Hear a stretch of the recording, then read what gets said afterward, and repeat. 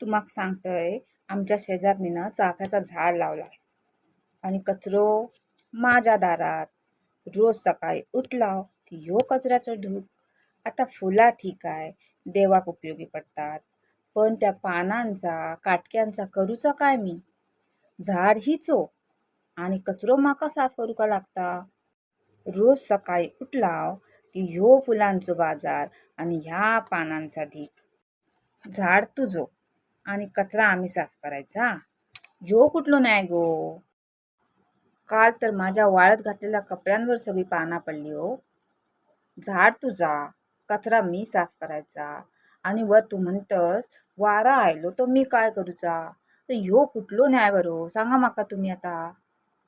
उद्या माझ्या घरचो कचरो वाऱ्यान तुझ्या अंगणात उडून येऊ कसा तर चालेल काय तुका? झाड लावूक सगळ्यांका आवडता गो, पण त्याची निगा पण राखायची असता, त्याची काळजी पण घ्यायची असता, त्याचा त्रास कोणाक होऊन द्यायचा नसता.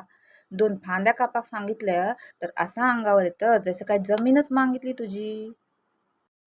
आता एकदाच सरळ सांगतंय, रोज सकाळी साफसफाई तू करूची माझ्या अंगणात येऊन, नाहीतर ही पाना, ही फुला, ह्या काटक्या रोज सकाळी तुझ्या दारात मी टाकतली. आधीच सांगून ठेवतंय.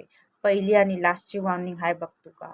आणि त्यातून सुद्धा तू नाही मानलास तर सांगते तुका कोर्टातच खेचतंय. मग बघतंय कसा तुझं झाड जिंदा राहत दादा.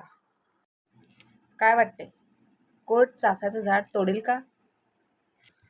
तर नमस्कार मंडळी, आज आपण समजून घेणार आहोत डी मिनिमस नॉन क्युरॅट लेक्स म्हणजेच काय. तर ही एक लॅटिन म्हण आहे किंवा लॅटिन वाक्प्रचार आहे असं म्हणूया.